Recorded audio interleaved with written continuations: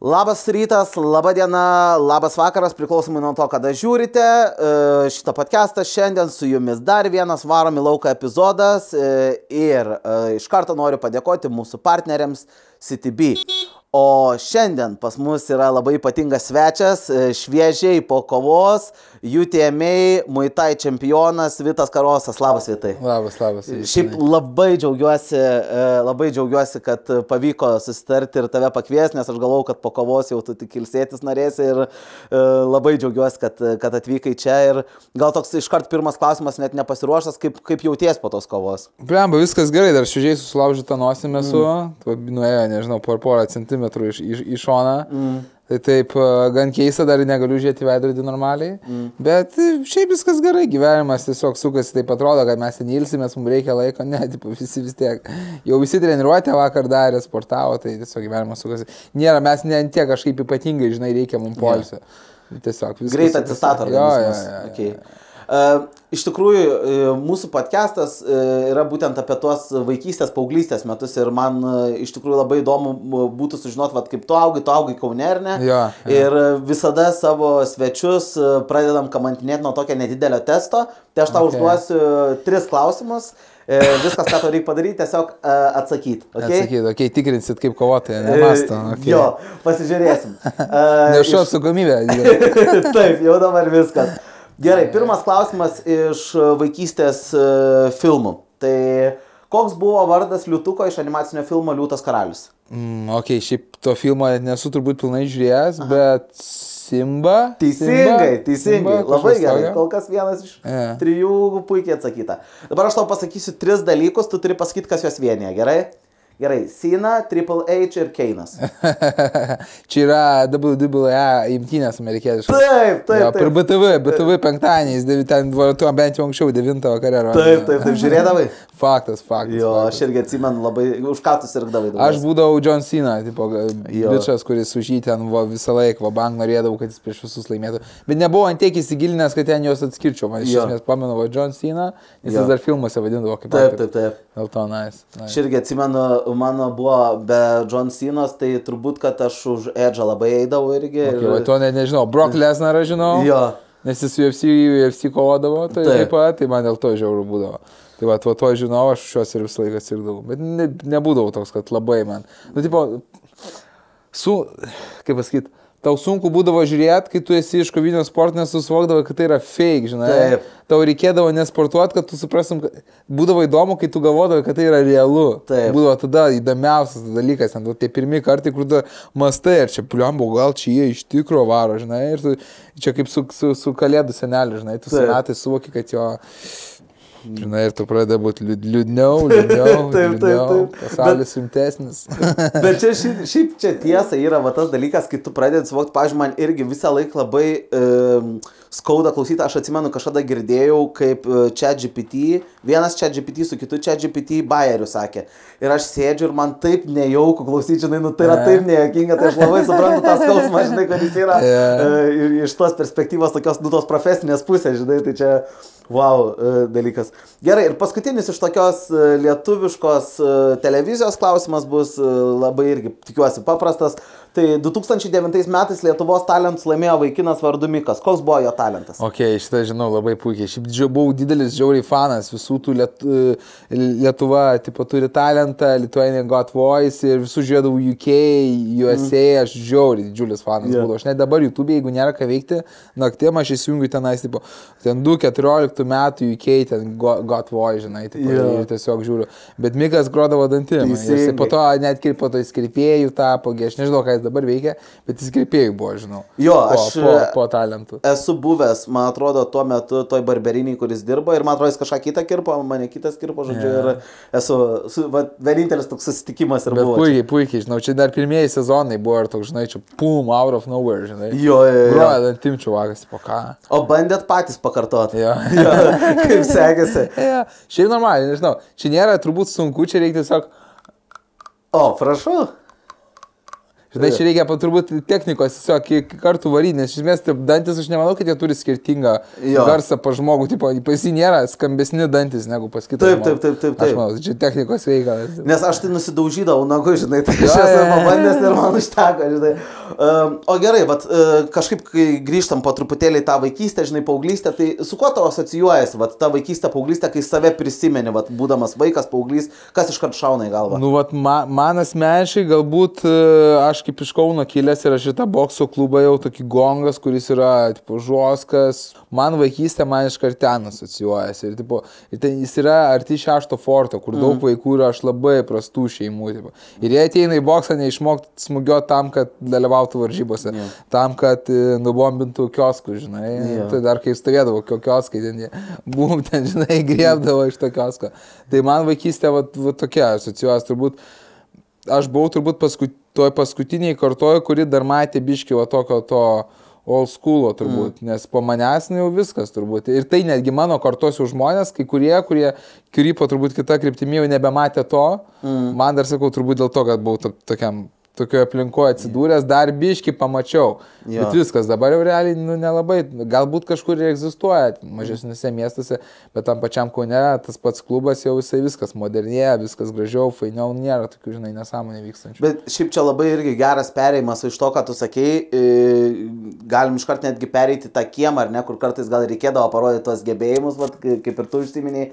Koks tavo Vitai buvo kiemas, vat, kaip tu augai, ar buvo kažkokios panetkės, nes man visą laiką įdomu, vat, irgi, kai klausiu svečių, man turbūt tas vienas iš įdomiausių dalykų, nes aš pats iš Panevėžio esu ir mes turėdavom tų panetkių, tai vat, kokios būdavo pas jūs, sakykime, ir kokios veiklos, žaidimai, nežinau. Jo, okei, vat, nežinau, kad iš Panevėžio. Šiaip esu gyvenęs ir Panevėžį, porą mėnesių buvo uždarė mane į sporto internatą, ten boksą tokį, tai ten gyvenau. Bet aš gyvenau ten, kur aš gyvenau, tai ten aplink mane labai rami gatvė ir ten būdavo tik močiutės ir pensininkai, tai panetkių su močiutėm nebūdavo tiek daug, žinai, panetkė būdavo, žinai, nemindžiat gėliųjų, kurias pasudino, tai viskas. Bet va tam klube sporto, kuris realiai netoli buvo, ten buvo panetkių, kur, žinai, nu tu netaip apsirengsi, netaip pasakysi, kažkur biški būsi minkštesnis, tau žopa, iš esmės, tau žopa. Ir realiai aš buvau žiauriai minkštas ir toks, kuris mėgdavau, žinai, violetinės kelnes susidėti, žinai.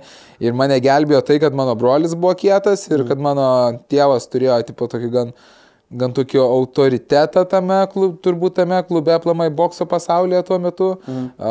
Kitaip, tai aš būčiau žiauriai daug kentėjęs. Tai vat, ir tas ir leido turbūt tokį laisvumą turėti, ar ne, nes užnugaris buvo didelis. Jo, laisvumą, bet tuo pačiu aš nuolat jaučiau tą tokį, žinai, spaudimą. Tai aš turbūt dėl to esu gan išskirtinis koviniam sporte. Aš manau, kad aš esu matęs tą žoskumą, žinai, tokį, bet tuo pačiu aš buvau pats minkštas į savęs ir aš esu puikus mišinys tarp to žauskumo ir minkštumo, žinai, aš nesu nei vieną pusę per daug. Sportas ir tas klubas man neleido niekad nueiti tą tokį meniškumą ir lengvumą, o tas, ta prasme, ir niekada netapau toks žoskas, nes buvau meniškas labai vaikas. Tai, sakau, gan unikalus mišinys gavausi koviniam sportui. O kaip, pavyzdžiui, kieme, sakykime, vis tiek susirinkdavot su Hebra, nes turbūt vis tiek buvo ir kažkokių vaikų, ar ne? Žaisdavot kažkokius žaidimus, ką dažniausiai žaisdavot? Blema, o tu, pavyzdžiui, apie kokį tu čia amžių plius minus kalbėjai? Nu, tai man labai įdomu, nes iš esmės aš sakau, aš kadangi gyvenau tarp tų pensininkų, mes neturėjom tokios kaip šaikos kieme, bet aš labai, visą tą paauglystę mes augom taip labai unikaliai tame klube. Iš esmės mes labai daug keliaudom po visur. Aš iki 18 metų turiu 135 kovas. Čia iš tikrųjų Europos standartais visais kitais čia yra dafiga daug kovų. Čia dabar nieks neleis su tiek kovų turbūt prasivesti.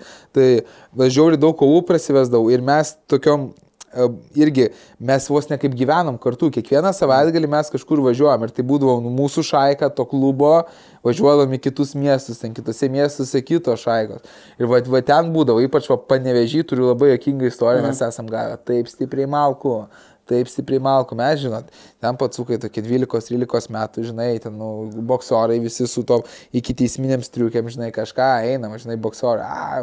O ten buvo kažkoks namas, kur paleisdavo žmonės, kurie ką tik iš kalėjimo atlikę bausmę, jiems suteikia tokius kaip socialiniai būstai, žinai, socialiniai būstai.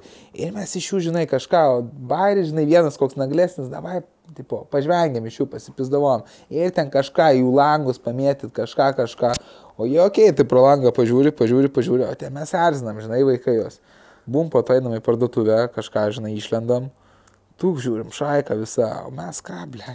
Žinai, tipo, ką tu padarysi, ten 4 prieš 15, yeah. Bum, visiems, visi su mėlynėm grįžtam į viešbutį rytoj, visiems reikia kovoti, žinai.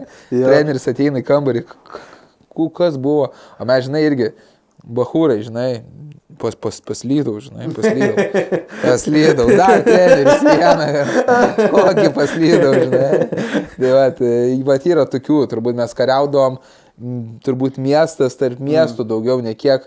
Aš sakau, man neteko tos turbūt turėti kiemo kultūros per daug, aš tik tais gal vėlesniam, už 16-17 metų, bet va toj paauglystėje 12, 13, 14, tai aš tarp tų miestų labai važinėdam, Kaunas, Vilnius, aišku, visada ten varydavau labiausiai ant to, pas dabar Vilniui sėdžiu, taip dabar kepurę nuleidė, žinai, kad nieks neprisimintų. Ir jokingai, iš tikrųjų, mes ten paradoksas, dabar klube, kuriame sportuoja, yra toks vienas vaikinas, kuris jau irgi užaugęs, o mes ten 12 metų kovojom tarpusą ir viens kitą ten labai išėrėm, ten tu gaidys, žinai, ką tu Portugalas, ką viskas, ten, žinai, ir dabar sportuojam tam pačiam klube, žinai. Geras, eiktų savo, bet va kaip apsisuka, ar ne, tas gyvenimas toksai. O gerai, pavyzdžiui, nu, vat, kiemas kiemo ar ne, ten irgi, arba ten, sakykime, vat, kažkokie išvažiavimai, bet grįžkim šiek tiek ir į mokyklą.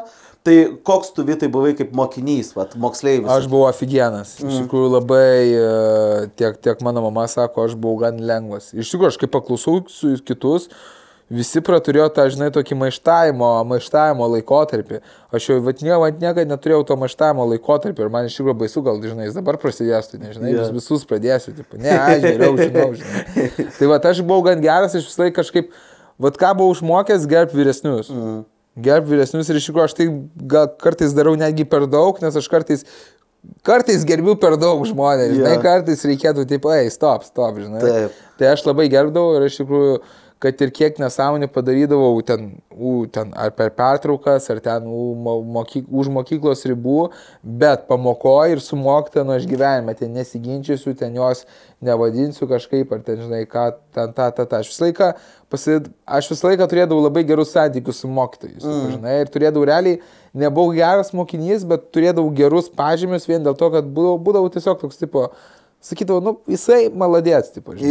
Jo, aš, tipo, matau, kad mano draugeliai ten, žinai, varo ant tos mokytos, aš toks, tipo, aš niekada nesikišiu, žinai, tipo, aš nueisiu, sakysiu mokytą, sorry už draugus, tipo, kažkai nesąmonės daro, nekreipkite dėmesio. Jo. Tai va, aš su mokytais labai pagarbus buvau iš tikrųjų. Bet, o kaip manai, iš kur ta pagarba mokytam atėjo, ar čia irgi iš tėvų kažkaip, ar tu pats kažkaip supratai, kad reikia, nu, va, tos pagarbos, ar net iš sporto kažkaip, kaip išsivystė? Man tai sunku atsakyti, aš manau, kad tiesiog buvau savanaudis ir tiesiog norėjau geresnių pažymių. Nes realiai visada įsisukdavau, aš dafiga nebuvau mokykloje, daug praleisdavau visų tų testų kontrolinių dėl to, kad man varžybos, šiaip nemėgdavau mokintis, namų darbų nedaręs, nežinau, nuo 6 klasės turbūt nepatikdavo man juos daryti ir tiesiog aš supratau, kad okei, jeigu ne realiai darbais, tai reikia kažkaip kitaip ateiti, kad gautum geresnius pažymius. Ir realiai labai neblogai viską pabaigiau, apart lietuvių kalbos, labai lietuvių kalba man blogai sekės, o ją sunkiau, bet irgi mane ištempė, mokytas sako, žiūrėk, tu maladėts, mes čia padarysim viską, žinai, kad būtų gerai. Tai ir neblogai užsibaigiau mokyklą, nu, nebuvo kosmosas, bet koks kitas vaikas tai besimokinęs būtų turėjęs daug labai problemų, aš labai gan viską taip kaip ir sviestą, žinai. Bet vis tiek, žinai, tos ir kažkaip pastangos, aišku, kai tu kažkaip turbūt gražiai elgies, žinai, ir tau nori padėti tada, nes aš atsimenu, man tas pats buvo su matematika, nes aš lietuvių galėjau mokytis, viskas gerai, bet matematika man buvo kosmosas, aš 10 klasėje ten man 3,5, man atrodo, 3,9 išėjo ir ten auklėtoja tikrai ištempė jau praktiškai už ausų, žinai, kad tas 4 būtų ir aš ten sėdėjau, dariau, nes, nu, kažkaip, bet mes irgi turėjom tą gerą santykį su auklėtoja ir kažkaip ten tikrai, nu, norėjo padėti, žinai, kad viskas būtų tvarkoj. O gerai, ar atsimeni kažkokį mokytoją, kuris tau paliko labai didelį įspūdį, sakykim? Nu, tai va, aš turiu turbūt auklėtoją, kuri buvo pas mane tik 1 metus. Ir va, apie tą gerą santykį kalbant, mes turėjom ant tiek gerą santykį per 1 metus laiko. Čia buvo, kai aš buvau septintokas, nu, čia esmė, man dabar 23, reiktų suskaičiuoti, kiek čia praėjo nuo 7 klasės, bet visai normaliai laiko ir jinai tik metus laiko buvo mano auklėtoja. Ir jinai iki šiol turbūt nebuvo nei vienos dienos, kaip mano storio nepalaikė. Po kiekvienos kovos parašo.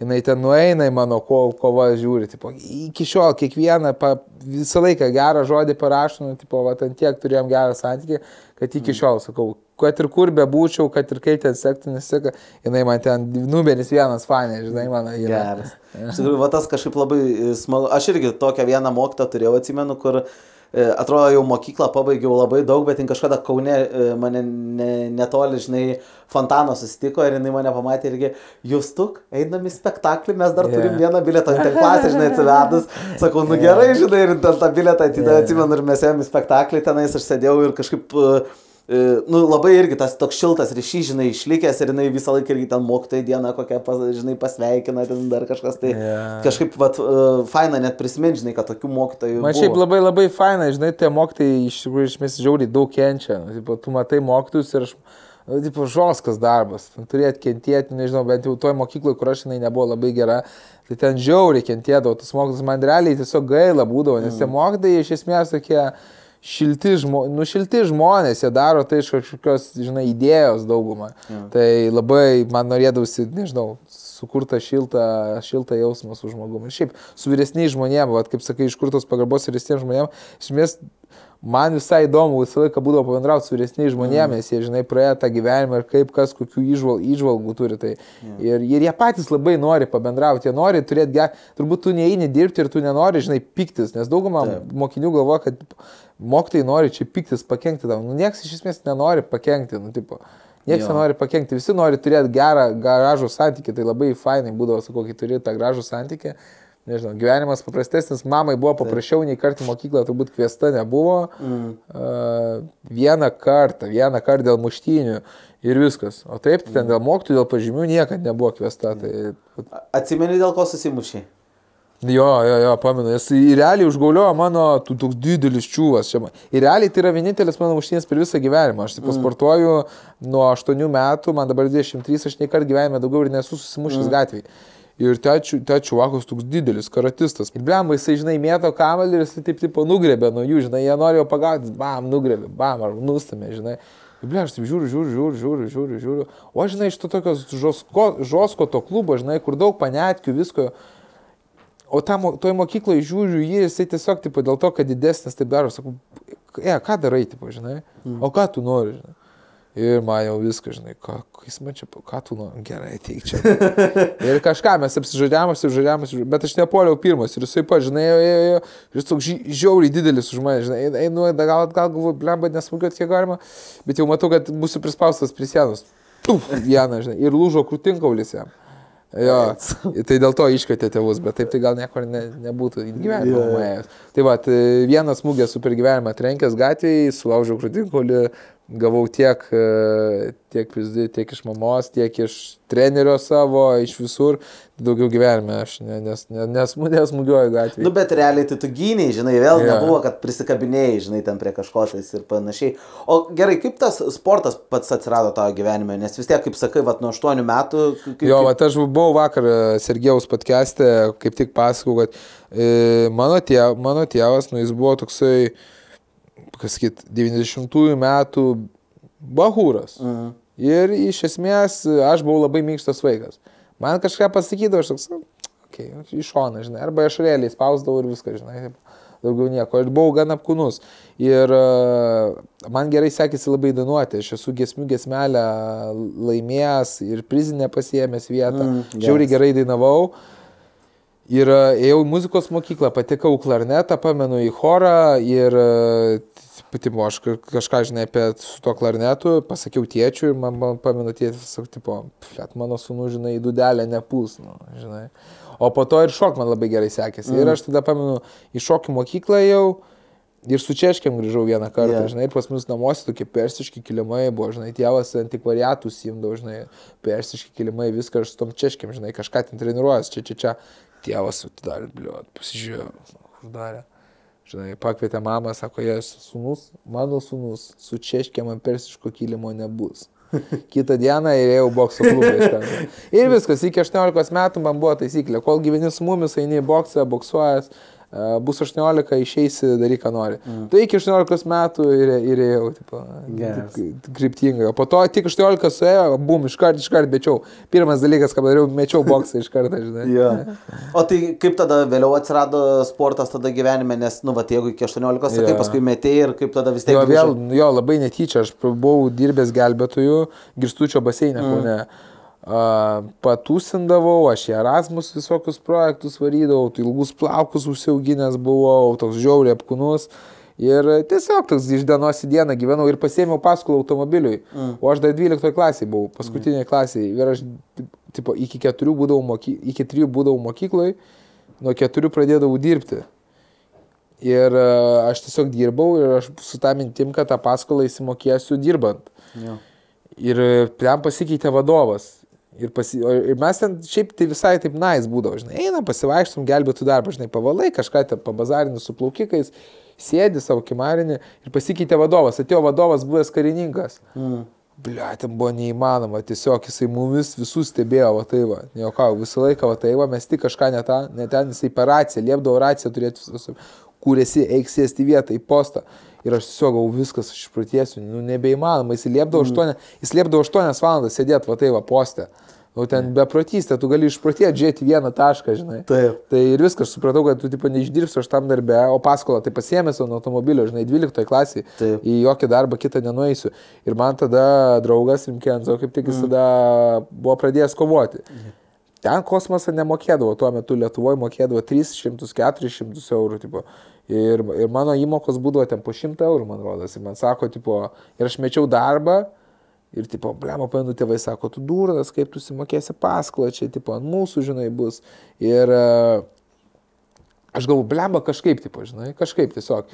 Ir aš nuėjau į vieną treniruotę, kažką bim, kažką biškėjau, jie mane žinojo, tas klubas, nes iš bokso laikų. Ir sako, blemo, yra kova, tipo, 300 eurų, tipo, jeigu nori. Bet su 2 kart pasaulio čempioną, kickboksas, aš gyvenime iš kojos nespyręs, tipo, žinai, tik boksą varęs. O čia, kas nesupranta, tai atrodo gal labai panašu kickboksas, boksas, bet tai yra 2 skirtingi visiškai pasauliai. Tipo. Ir aš toksai, okei, aš suprantu, kad man bus žopa, bet, plepa, 300 eurų, tipo, žinai, 3 mėnesiai įmokų nereikės daryti. Davai, važiuojam, ką čia, žinai. Ir aš išėjau į kovą ir tai šiuvakas žinojo, kad aš boksininkas. Ir jis tiesiog su pirmus, ten paminau, išėjau, bam, iš kojos, aš nesuprantu, kad, nu, tipo, tu gyvenime, tau atrodo nelegalu iš kojos spirti, nu, tipo, negalima, bam, jis iš kelių įgavom, ką tu darai, tipo, puf, blė, ant žemės po 30 sekundžių. Bet, vat, jeigu realiai jis turbūt nebūtų taip greit manęs prispardęs, tai aš būčiau turbūt pralaimėjęs tą kovą ir daugiau nepasirodęs, lygiai niekad. Bet kad jis mane taip greit ir ten kameros filmavo, žinai, nu, galvoju, blemba gaidys. Nu, čia taip nepasišiukšinsiu, tipo, žinai, kad per 30 sekundžių pralašiau. Ir aš taip užsikūriau, žinai, kad pradėjau varyt, neleidau tų kojų mušiau beleką tiesiog. Ir tą kovą ištempiau į lygiasias. Į lygiasias ir visiems buvo šokas, nes, tipo, čiuvakas, nieks nežino manęs kickbokso pasaulyje, aš esu iš bokso. Kažkoks čiuvakas ten toks apkūnus prieš 2 kart pasaulio kickbokso čempioną mėgėjų, žinai. Ir nuo tada kažkaip tiesiog viskas susisuko taip, kad kova po kovos pradėjo siūlyti, kova po kovos. Tailande atsidūriau, nu ir tiesiog, taip, aš taip sunku paaiškinti, kaip aš atgal atsidūriau. Taip ir atsidūriau, kad vis siūlo, tie pinigai kyla ir taip, iš tikrųjų, kokius jau nežinau, per pastarosius 3 metus 10 kartų mačiau mest baigti karjerą, jau taip užtenka, blemba. Ir kaip tyčia būna kitą dieną, o žiūrėk, čia tokia kova yra tiek pinigų. Nu, blėda, man. Geras. 2 klausimai iš CTB. Pirmas yra, jeigu visą gyvenimą galėtum vairuoti tik vieną automobilį, bet turi opciją iš 2, tai yra arba Fiat 500 arba Fiat Multipla, kurį vairuoti. Šiaip Rimkenzo vairavo Fiat Multipla. Ir realiai, jinai visai faina mašina. Visai faina, okei, aš suprantu, kaip jinai. Ir jisai dar buvo, jisai tigrinė plėvelė, buvo viską apsituningavęs. Jau ten kosmos, aišku, žmonės važiuoja, žinai, taip žiūri, žinai, arba žvengia, žinai, ypač būna kaip blogos nuotaikos, aš matydavau jį, žinai, jisai meta svorį ten kokį, žinai, dar ką važiuoja, ir, žinai, o žmonės tai geros nuotaikos, nu, žinai, tau sunku suprasti, o jisai metantis svorį, ir ten žmonės, žinai, bildena, jis atsisuko, blėt, nu, pidurus, ką čia, mojuoja man, žinai, toks buvo piktas. Tai dėmesio jinai sulaukė, bet šiaip faina, tos 3 vietos prieki, game changers, man tai žiauriai gerai, ten kaip lovai gali iškristi. Tai Fiat Multipla vairuočiau. Okay. Ar jauti nerimą, kai sėdi už vairo? Atidžiai stebi kiekvieną bortelį ir posūkį, kad tik nieko nenutiktų, o jei dar vairuoji ne savo, o pavyzdžiui šį CTB automobilį, tada nulis streso, nes visais tavo ups pasirūpina BeChill. Tai yra apsauga, kuri tavo finansinę atsakomybę eismo įvykio atveju sumažina iki 0. Jei laikaisi kelių eismo taisyklių ir CTB paslaugų teikimo taisyklių, bei apie įvykį praneši iš karto CTB komandai. BeChill, vairuok CTB. Antras klausimas, toks, kai vairuoju, pavyzdžiui, kovą, nežinau, ar pats važiuoju, ar kažkaip, ko dažniausiai klausaisi, kokios muzikos? Blemba, aš labai ramios klausau, čia toks paradoksas. Šiaip aš pastaruoju metu tik tais tokią agresyvę gan muziką leidžiu, bet visą gyvenimą aš būdavau žinomas ir dėl to, kad labai su ramio muzikom. Šiaip Pink Floydus labai mėgstu, Adę klausau, tokias tipo... gan ramės, džiazą kokį pasileidžiu, niekada nėra tokio roko ar kažko, man kaip tik atrodo išdaužo, žinai, visus dopamininius, ten viską, man atrodo, kiti, žinai, užsileidžia, kaip tik klauso visą dieną trankios muzikos, man atrodo, jeigu tu, aš nežinau, gal pas mane tiek mažai rezervo, bet aš galiu būti agresyvus 30 minučių per dieną, tipo, viskas, daugiau negaliu, tipo, aš tada pavargęs būnu, tai aš prieš kovą kaip tik bandau kuo ramesnės, kad, žinai, ramiai, tipo, sukauptą pyktį, žinai, galbūt. Tai aš labai ramios muzikos klausau. Nes aš kažkaip irgi esu pastebėjęs, kad prieš pasirodymus, pavyzdžiui, man irgi reikia tokios agresyvesnės, žinai, muzikos. Aišku, daugiausiai repo klausaus kažkokio, arba jau ten, roko labai retai, bet repo daugiausiai. Ir jeigu iš tokios lengvesnės, sakykime, tokios undergroundinės muzikos, tai irgi Adė visą laiką eina, žinai, į trasą ir kažkaip, su tuo repu, gal dėl to, kad aš užaugau, žinai, klausydamasis ten. Tai kažkaip yra tas, kad, norisi tokio agresyvesnio. Ir tada jau nueini ir tada, nes aš ir visą laiką einu į sceną su DMX gabalu, žinai, iš to Lord Give Me a Sign. Man įdomu būdavo, kaip kiekvienas, nes iš esmės daug kovotojų yra, kurie aš pastebėjau už savo ratą, aš galvoju, kad aš vienas toks, bet iš esmės labai daug kovotojų klauso labai ramios muzikos, kad jie kaip tik, žinai, kauptų, man visada įdomu buvo, kaip komikai. Šiaip, ar pas jumis yra tas jaudulys prieš pasirodymą, žinai, kaip jūs tvarkote su juo, žinai, ką jūs darote, nes mes iš esmės tai ten visi įsizonauti nebūna, žinai, mes labai agresyvus būnam prieš kovą. Ten eidinė, taip kažką, ten, iškart gali tuknam, būk netrukdyk, žinai, nes tu tiek būni įsizonautės, tai man įdomu visada būdavo, kaip komikai. Šiaip labai priklauso nuo vakaro, žinai, kas bus ir kaip, tarkim, tada, kai tu buvai pas mane Vilniuje, čia paskutinį kartą, tai aš žiauriai bijojau, žinai, aš labai bijojau, aš tik tais atsimenu, aš užsisakiau valgyti indiško maisto, aš pasileidau Simpsonus tik tam, kad nusiraminčiau, nes aš tik valgyti galėjau ir, žinai, žiūrėti kažką, nes labai didelis stresas yra. Jeigu ten, sakykime, būna kažkoks open mic'as, tai tada mažiau, žinai, bijai, bet pavyzdžiui, jeigu renginys ir didesnis renginys, tarkim, Klaipėdoje irgi buvo 150 žmonių ir ten taip gavos, kad mano apšildantis komikas išvažiavo į raustus, nes jam buvo raustai. Ir aš neradau, kas apšildytų ir tada tu vienas, žinai, ir tada tu supranti, kad to reiks lipti, žinai, ir tas tada toks vienišumas duoda, ir tada tu klausais ir muzikos, ir ten jau meldiesi, ir viską darai, žinai, kad tik tais nusiramintum. Man šiaip, žinai, atrodo, ką tu darysi, jeigu tu, kaip neužmiršti teksto per tą baimę. Žinai, mes, pavyzdžiui, iš esmės, ten aš apie krepšinį nekalbu, ten prasileidai dėl jaudulio, tu gali atsilošti dar kiek minučių. Pas mumis gal kitaip, ten, žinai, pradarei klaidą, būk gavai miegi, žinai, bet pas jumis tai, bet man įdomu būdavo, jeigu atsistosi ir apdrukti per tą jaudulį užmirši tekstą. Ką tada, tipo? Tai, bandai prisiminti, žinai, vis tiek, tą programą tu rašaisi labai ilgą laiką, žinai, per kelis mėnesius arba per pusę metų kartais reikia, kad pasirašytum ir tas tekstas natūraliai susiguli, žinai, tau galvoj po truputį, žinai, ir tada eini jau. Šiaip labai noriu pagirti tą programą, wow, buvo. Ačiū labai. Aš variau ją, nes, tipo, expectationai buvo tokie, tipo, okei, galvau, bus neblogai, bet nebus ant tiek, tipo, bet wow, tiesiog, wow. Ačiū labai. Man tas vakaras irgi buvo kažkoks įspūdingas. Nes, žinai, kaip ir turbūt kovose visko būna, kartais nulipina scenas ir galvoji, eik, tu, čia ne, aš nebenoriu, žinai, ne tai, kad nebenoriu, aš visą laiką noriu komediją užsimti, žinai, bet būna, kur tu galvoji, aš suprastėjau, kas čia daros, ir tada kitą kartą, žinai, vėl, užlipi ir tada vėl visi juokis ir tada galvoji, blemba, čia viskas gerai, žinai. Jo, pas mus sportė labai yra fainai, iš esmės tu praloši ten 1-2 kartus ir visi, tipo, tai viskas jam žopa, tipo, jam turbūt reikia baigti karjerą, tu daryk pertrauką, viską. Ir pas mus labai greit viskas keičiasi, tu išlaši vieną kovą, visi, tipo, komentarai, visi, belia kaip sužvėjęs, nežinau, jis kažką pakeitė, nesveikas. Dabar, realiai taip ir buvo, pas mane 2 kovos buvo praloštos ir visi jau, tipo, blemba, seniai, turi susitvarkyti, kažką pakeisti. Dabar 2 kovas laimėjau. Seniai, man rašo UFC, tu kitą UFC McGregorą gali nugalėti, visi jau ten viskas, kontraktus paišo, ten nesveika, žvėris, neįmanoma nugalėti, žinai, labai greit keičiasi viskas. Bet aš vis tiek kažkaip sakau, mes ir kalbėjom ir prieš filmavimą, ir šiaip, kai susirašėm, man tą kovą tavo, tai aš sakau, aš irgi stebėjau ir vis kažkaip atsimenu, žinai, toksai, tas vaizdas, žinai, ir tas greitis toksai, man ten buvo įspūdinga, žinai, aš tiesiog žavėjus ta pačia kova, žinai, jūsų ir tas visą laiką smagu. Blemba, aš irgi dabar, kai pasižiūriu highlightus, tai labai man visi klausia, blemba, ar patiko kova. Sakau, kaip fanui, dabar pažiūrėt highlightus, kosmos, geri highlightai gausi, žinai, bet kai pasižiūri į veidrodį ir nosį, matai, va tokia, ble. Bet čia, žinai, darbo dalis, kaip sakant, yra vis tiek, čia neišvengsi, čia kaip aš irgi būna per pamoką, sakykime, vaikams sakau, kad, žinai, su komiko darbu lygiai tas pats, kad, labai fainas darbas, man labai patinka, bet, žinai, tarkim, tas pats heitas, kas ir pas jūs turbūt yra, žinai, kad, čia yra ta dalis darbo, tu neišvengsi jo, žinai, vis tiek bus kažkam, kas parašys duhas, žinai, kažkas parašys, kad ten debilas, dar kažkas nejuokinga ir panašiai. Tai čia, jum gal, nežinau, ar jum gal labiau bijo rašyti, žinai, komentarus. Blemba, ne, žinau, kaip tik, visi žino, kaip reikia kovoti, visi žino, ką reikia daryti, kur tu kietas, kur ne, kaip čia tu turi vesti save kaip kovotą.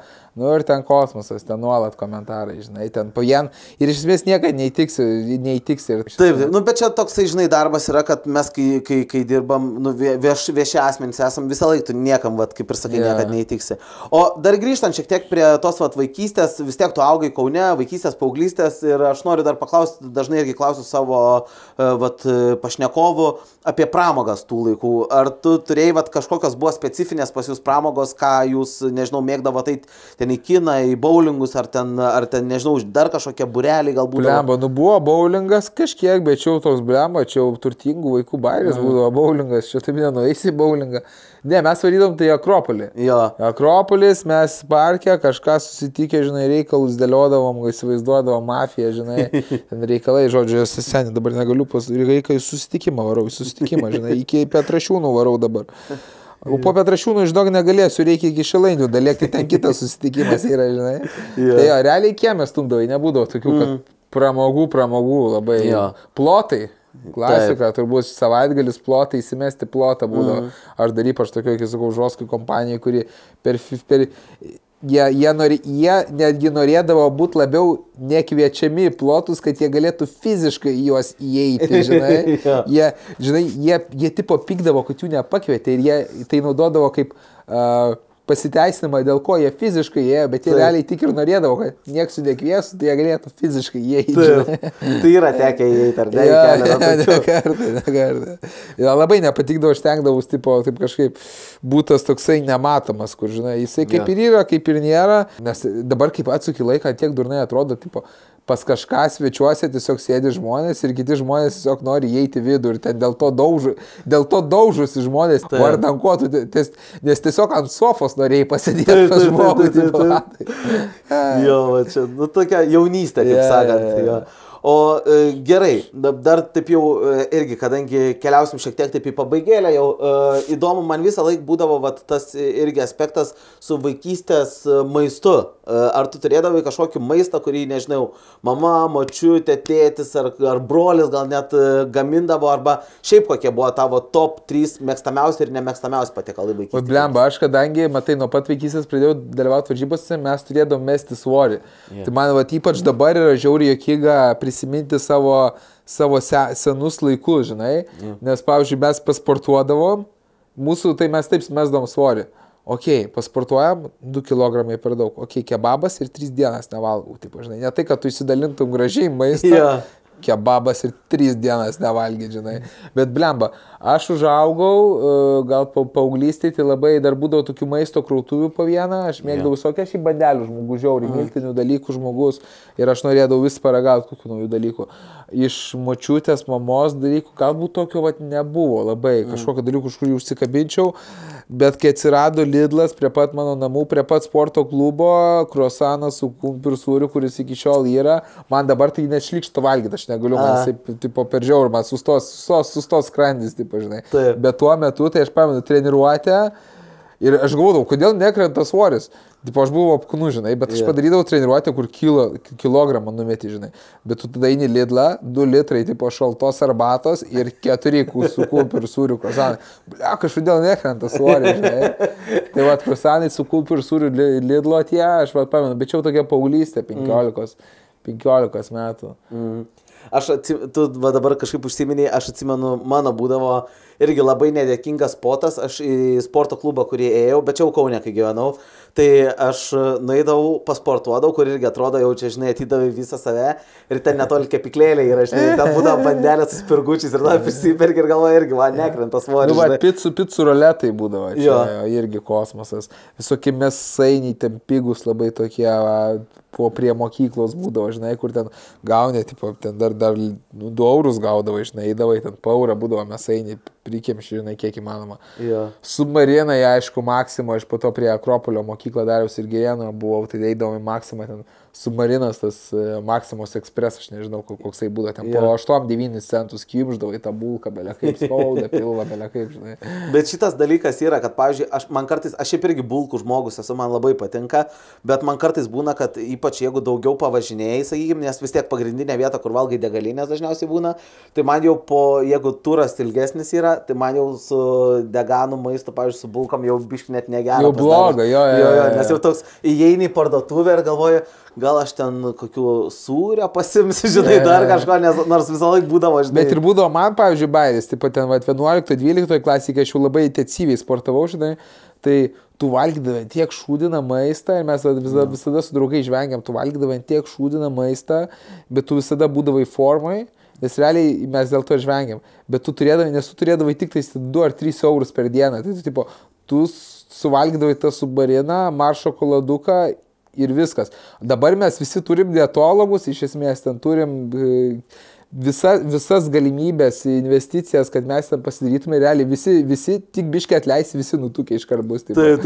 Daug didesnė problema ir atrodo sveikai valgomi ir visi nutukę, nes jau kai tu turi daug pinigų, žinai, gali leisti o tuo metu, nu ką, tu turėdavai tos 3 eurus juos ir susispausdavai, tai tu badydavai kuo daugiau už mažesnį sumą, ten sakau, 8-9 centai submarinas būdavo, badydavai maniją šokoladuką ir gėrimas koks išeina ir tu viskas gerai diena. Susileidai tą submariną, patreniruotę gerai. O gerai, pavyzdžiui, o iš patiekalų, kurių negalėdavai valgyti arba kurių nekęsdavai vaikystėje, paauglystėje, būdavo tokių? Burokėliai buvo, bet nežinau kodėl burokėliai. Nors dabar aš žiauriai mėgstu burokėlius, bet man burokėliai buvo kažkas tiesiog šlykštų ir man ten pamenu, aš teisindavausi, man sakydavo, reikia dėl kraujo valgyti burokėlius.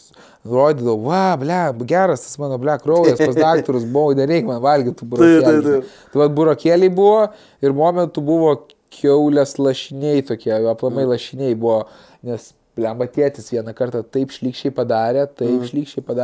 Ir aš nežinau, gal koks ego buvo, ar koks, jis tai tiesiog privertė mus valgyti juos. Mes ten, žiaukčiom, vėmėm, tipo su broliu, šlykštų, sako, niekur nekilsit nuo stalo. Ir pamenu, Harry Potterį pradėjo rodyti, aš taip norėjau pažiūrėti Harry Potterį, ten kalėdus, ir tos kiaulės lašinio vyniotinis reikėjo valgyti, kaip šlykštų. Ten, pamenu, pusę sukramtau, reikia į tualetą, tipo pasisodžinai, viskai spjauni, nuleidi gerai. Ką dabar sumastyt, ką tik jau panaudojau tualetą, žinai, tipo... Čia aukščiausias kozeris. Gyvybė, ką dabar reikia sumastyti, tai va, su kiaulės lašiniais buvo, kad man net purtydavo, kaip matydavau. Ir burokėliai. Visą kitą aš tai varau, man tik daug valgyti. Aš atsimenu, man žuvis niekad nebuvo tas dalykas, kurį aš galėdavau valgyti, žinai, tai ir mes kažkada irgi valgiam tokią egzotinę žuvį, ten raja buvo, man atrodo, ir Nu irgi atrodo, žinai, va, čia paragausti visą kitą ir aš atsimenu, man taip irgi šlykštų buvo, aš negalėjau, aš sėdėjau, taip ir nebesvalgiau, bet tas momentas, va, kaip tu sakai, kad reikia sėdėti, žinai, ir ten valgyti, o jinai tokia šlykšti, žinai, man tuo metu atrodė ir dabar aš manau, kad aš, nu, žuvies, pavyzdžiui, man jeigu sako, va, žuvies kotletas yra, nu, man čia ir ne maistas, žinai, čia yra kažkaip, va, kiauliena, jautiena, ten vištiena, jo, aš galiu valgyti kotletų belekiek, bet jeigu žuvies kotletas, nežinau kodėl, bet man... Man kaip tik, aš žuvį vadžiauriai valgau, bet man yra bairis su ramenais dabar. Kad aš šiaip esu didžiulis ramenų fanas, aš ir Azijoje ilgą laiką pragyvenęs, aš ten tų ramenų praragavęs ir man būdavo ramenas, jėga, žinai, ramenas suvarai. Ir dabar važiavom į Maroką šią vasarą ir Lenkijai suvalgiau rameną. Kitą rytą atsikėliau, aš vėmiau ir triedžiau žiauriai, nesveikai, man iki kem temperatūra kilo ir aš turėjau skristi, man laužė kaulus visus. Ir aš galvau, ir aš užfiksavau savo mintyse, nors tai nerealiai buvo ne dėl to, aš tiesiog kramtau žiauriai nagus ir aš esu durnius, tipo, priliečiu viską ir po to kišu rankas į burną, tipo, ten Lenkijoje kažkur žadai kažkokiam užkampį. Ir aš realiai dėl to pasigavau, tipo, bakteriją ir dėl to vėmiau ir triedžiau, bet mano protas užfiksavo kažkaip, kad ramenas. Ir realiai aš nebegaliu ramenų valgyti. Man šlykštų pažiūrėti ir aš dabar kažkada Vilniui vėl nuvariau į tą Paupio turgų, suvalgiau porą šaukštų ramenų ir vėl triedžiau, tipo, man kažkaip tai bloga, pilvo pradėjo ir viskas, man tai dabar žiauriai liūdna, turiu fobiją ramenam dabar. Blemba, bet va tas dalykas, kai tu, aš irgi esu, bet aš atsimenu vienintelį dalyką, tai tokius saldainius valgiau, žinai, kur irgi suvalgiau tuos saldainius ir paskui ar aš jų per daug suvalgiau ir aš irgi vėmiau, man atrodo, ir nebegalėjau valgyti. Lygiai tas pats su alyvuogėm buvo, žinai, mes ten sėdėjom, kaip sakant, linksmai leidom laiką ir užkandžiavom alyvuogėm ir aš iki šiol alyvuogių negaliu valgyti. Aš viską arba atiduodu kažkam, su kuo valgau, jeigu nori, arba iš šono dedu, bet negaliu net įsidėti burną, nors anksčiau man labai skanu būdavo, žinai, aš ten valgydavau belekai. Tau reiktų smiltiniais produktais kažką padaryti panašaus. Persivalgyti. Liama, žinok, bet tas ir yra, kad aš miltiniu tiek persivalgęs, aš paauglystėj būdavo banduona ir vanduo skaniausias dalykas, paskui bandelės prasidėjo visą kitą ir aš niekaip jų neatsivalgau, aš nežinau kodėl, man būna labai trumpas laikotarpis, sakau, jeigu turas būna, tada aš atsivalgau, nenoriu biški, bet jau kitą dieną, žinai. Tau reiktų į Aziją nuvažiuoti, nes Azijoje yra bairis, kad visi kepiniai arba žiauriai neskanus, arba žoskai daug kainuoja. Ir realiai, aš sėdžiu, pamenu, Tailandė gyvenu ir aš svajodavau grįžti į Lietuvą, nes ten bandelę gali už 4 centų nusipirkti. Nes tu, tipo, Azijoje gali didžiulį patiekalą, tu gali pilną žuvį iškeptą ant griliaus su ryžiais ir krevetėm, už pigiau nusipirkti negu kruasaną, tipo, vieną. Ble, ir aš taip neleidžiu, tipo, žinai, kai taupai pinigus neleidžiu savo kruasanų, tai vat, aš labai Lietuvą vertinu už kepinius, mes turim labai skanius kepinius. O jo, absoliučiai. Nes man kažkaip, nežinau, irgi tie kepiniai. Man atrodo, kad mūsų pirmas pokalbis, pirmas susirašinėjimas buvo apie bandelės, jau kažką mes bendravome, nes, nu, man tai yra kažkaip, sakau, irgi toks, kažkaip aš jų neatsivalgau, žinai, nežinau kodėl, bet va, toks yra, žinai. Net ir kažkaip, va, atsimenu, ir baba mano darydavo, žinai, bandelės, kai kepdavo, tai, o, vaikelė, aš galėdavau valgyti, atrodo, žinai, ir tas išlieka vis tiek. Jo, va, aš turėjau prosenelę, va, jeigu, vėlgi, čia klausimas, kuris buvo labai, jau tu klausai patį pirmą, maistas, kurį, va, mano močiutės, mamos, tai aš turėjau prosenelį, kuri nesveikai gerai kepinius darydavo, bet jinai tortus darydavo konkrečiai. Vat Napoleonus dar, kad mes visą laiką varydavau pasiarti, ten tiesiog prikimždavau. Gerai, tai mes jau kaip ir eisim į pabaigą ir aš tiesiog noriu paklausti, kur mes galėsim tave artimiausiu metu pamatyti, nežinau, kokiuose kovose arba kokiam renginyje. Jo, dabar iš tikrųjų važiuoju į Aziją, biški palsėti, prablaškyti galvą. Iš esmės turėjau gan tokį busy laiką, tiek sausio mėnesis, tiek vasaris. Bet balandžio 19 dieną, if the money right, tipo, tikrai kovosiu, žinai. Nice. Viskas vėlgi remiasi, žinai, tu, sakau, yra toks durnas dalykas, kad tu pasakai ir mano mergina dėl to nekenčia. Jis sako, nu, ar kovosi? Ne, tikrai. Ir jis sako, blemba, gerai, gal galim pasiplanuoti kažką. Ir aš sakau, tikrai nekovosiu, arba ten už tokią sumą nesutiksiu. Ir tada pasiūlo tau ir grįžtų namo ir sakau, ir jau mergina jau mato iš manęs. Gal sutikai, ne? Jo, rytoj pasirašymas prasideda. Tai viskas balandžio 19 mes galėsim tave pamatyti. Tikriausiai, jo, jeigu viskas gerai, netgi galbūt vėl ta pati diržo gynyba jau 3 kartą vyks taip pat greitai. Geras. Tai viskas, stebėkit UTMA, stebėkit Vitą Karosą. Ačiū tau labai, kad atėjai, buvo žiauriai smagu pasikalbėti. Ir ką, dėkojom dar kartą mūsų partneriams CTB ir susitiksim jau labai greitai. Iki.